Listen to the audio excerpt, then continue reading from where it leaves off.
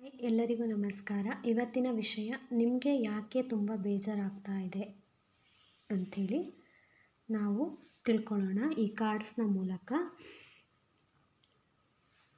ಮನಸ್ಸಲ್ಲಿ ನಿಮಗೆ ಇಷ್ಟವಾಗುವಂತಹ ದೇವರನ್ನು ಪ್ರಾರ್ಥನೆ ಮಾಡ್ಕೊಳ್ಳಿ.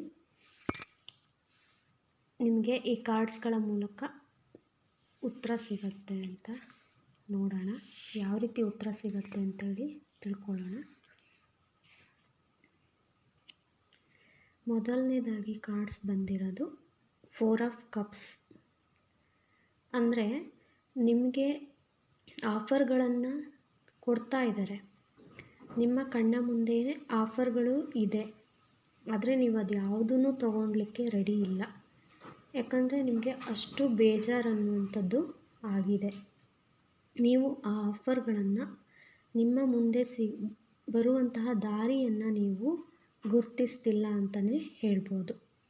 ಯಾವುದೇ ರೀತಿಯಾದಂತಹ ಆಫರ್ಗಳನ್ನು ನೀವು ಗುರುತಿಸ್ತಿಲ್ಲ ಅಂಥೇಳಿ ಈ ಕಾರ್ಡ್ ತೋರಿಸ್ತಾ ಇದೆ. ಎಲ್ಲವೂ ಹೀಗೆ ಆಗುತ್ತೆ, ನನ್ನ ಜೀವನದಲ್ಲಿ ಏನೂ ಇಲ್ಲ ಅಂಥೇಳಿ ನೀವು ಭಾವಿಸ್ಕೊತಾ ಇದ್ದೀರಿ. ಆದರೆ ಆ ಥರ ಮಾಡದೇನೆ ನಿಮ್ಗೆ ಯಾವ ಆಫರ್ಗಳು ಸಿಗುತ್ತೆ ಅದನ್ನ ನೀವು ಸರಿಯಾದ ರೀತಿಯಲ್ಲಿ ಬಳಸ್ಕೊತಾ ಹೋದರೆ ನಿಮ್ಮ ಕಳೆದೋದಂತಹ ಯಾವುದೇ ಇದನ್ನು ನೀವು ಯೋಚನೆ ಮಾಡದಿದ್ದು ಮುಂದೆ ಬರುವಂತಹ ಆಫರ್ಗಳ ಬಗ್ಗೆ ಅಥವಾ ಮುಂದೆ ಬರುವಂತಹ ಒಳ್ಳೆಯ ವಿಚಾರಗಳ ಬಗ್ಗೆ ನೀವು ಯೋಚನೆ ಮಾಡಿದರೆ ನಿಮಗೆ ನಿಮ್ಮ ಮನಸ್ಸಿಗೆ ಒಳ್ಳೆಯ ರೀತಿಯಾದಂತಹ ಸಮಾಧಾನಗಳು ಸಿಗ್ತಾ ಹೋಗುತ್ತೆ ಅಂತಲೇ ಹೇಳ್ಬೋದು.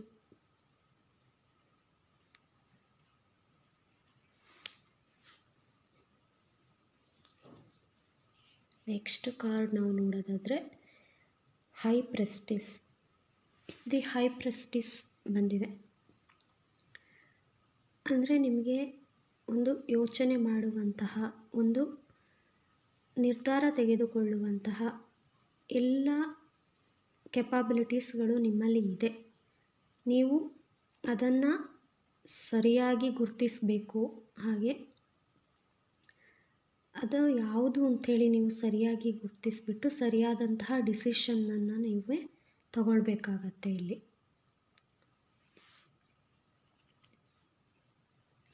ಯಾಕೆ ಆಗಿದೆ ಅಂಥೇಳಿ ನಾವು ನೋಡೋದಾದರೆ ಕ್ವೀನ್ ಆಫ್ ಪೆಂಟಿಕಲ್ಸ್ ಬಂದಿದೆ. ಅಂದರೆ ನೀವಿಲ್ಲಿ ಯೋಚನೆ ಮಾಡುವಂತಹ ಅವಶ್ಯಕತೆಯೇ ಇಲ್ಲ ಅಂತಲೇ ಹೇಳ್ಬೋದು. ಸುಮ್ಮನೆ ನೀವು ಏನೇನೋ ಮನಸ್ಸಿಗೆ ತಗೊಳ್ಳುವಂಥದ್ದು ಅಥವಾ ಏನೇನೋ ಯೋಚನೆಗಳನ್ನು ನೀವು ಮಾಡುವಂಥದ್ದು ಮಾಡ್ತಾ ಇದ್ದೀರಿ ಅಂತಲೇ ಹೇಳ್ಬೋದು. ಹಾಗಾಗಿ ಈಗಿನ ಪರಿಸ್ಥಿತಿಗೆ ಇದು ಕಾರಣವಾಗಿದೆ. ನಿಮಗೆ ಸುಮ್ಮನೆ ಏನೇನೋ ವಿಷಯಕ್ಕೆ ಬೇಜಾರು ಮಾಡ್ಕೊಳ್ಳೋದು ಎಲ್ಲ ನೀವು ಮಾಡ್ಕೊಳ್ತಾ ಇದ್ದೀರ. ಅದನ್ನು ಬಿಟ್ಟು ಕ್ವೀನ್ ಆಫ್ ಪೆಂಟಿಕಲ್ಸ್ ಬಂದಿರೋದ್ರಿಂದ ನೀವು ಹಣದ ಬಗ್ಗೆನೂ ನೀವು ತುಂಬ ಯೋಚನೆಯನ್ನು ಮಾಡ್ತಾ ಇದ್ದೀರಾ ಅಂತ ತಿಳಿಸ್ತಾ ಇದೆ. ಹಣದ ಬಗ್ಗೆನೂ ನಿಮಗೆ ತುಂಬ ಯೋಚನೆ ಅನ್ನೋದು ಇದೆ.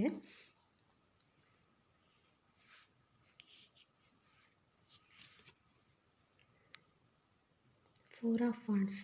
ಸೊ ಇವೆಲ್ಲದರ ಬಗ್ಗೆನೂ ನೀವು ಯೋಚನೆಯನ್ನು ಬಿಟ್ಟು ಮುಂದೆ ನೀವು ಸಾಗಿದರೆ ನಿಮ್ಮ ಜೀವನದಲ್ಲಿ ಒಳ್ಳೆಯ ರೀತಿಯಾದಂತಹ ಅವಕಾಶಗಳು ಬರ್ತಾ ಇದೆ. ಅದೇ ರೀತಿ ನಿಮಗೆ ಸೆಲೆಬ್ರೇಷನ್ಗಳು ಸಿಗ್ತಾ ಇದೆ. ಹ್ಯಾಪಿನೆಸ್ ಅನ್ನೋದು ನಿಮಗೆ ಸಿಗ್ತಾ ಇದೆ ಅಂತಲೇ ಹೇಳ್ಬೋದು. ನೀವು ಈ ಎಲ್ಲ ಯೋಚನೆಗಳನ್ನು ಬಿಟ್ಟು ನಿಮಗೆ ಸಿಗುವಂತಹ, ನಿಮ್ಮ ಜೀವನದಲ್ಲಿ ನಿಮಗೆ ಸಿಗುವಂತಹ ಒಳ್ಳೆಯ ಆಫರ್ಸ್ಗಳು ಅಥವಾ ಒಳ್ಳೆಯ ಅವಕಾಶಗಳನ್ನು ನೀವೇ ಗುರುತಿಸಿ ಅದ್ರ ಜೊತೆಗೆ ನೀವು ಸಾಗೋದ್ರಿಂದ ನಿಮಗೆ ಒಳ್ಳೆಯ ರೀತಿಯಾದಂತಹ ಅವಕಾಶಗಳು ಸಿಗ್ತಾ ಹೋಗುತ್ತೆ. ಅದೇ ರೀತಿ ನಿಮ್ಮ ಜೀವನದಲ್ಲಿ ನಿಮಗೆ ಹ್ಯಾಪಿನೆಸ್ ಅನ್ನೋದು ಸಿಗ್ತಾ ಹೋಗುತ್ತೆ ಅಂತ ಹೇಳ್ತಾ ಇವತ್ತಿನ ಈ ರೀಡಿಂಗನ್ನು ನಾನು ಮುಗಿಸ್ತಾ ಇದ್ದೀನಿ.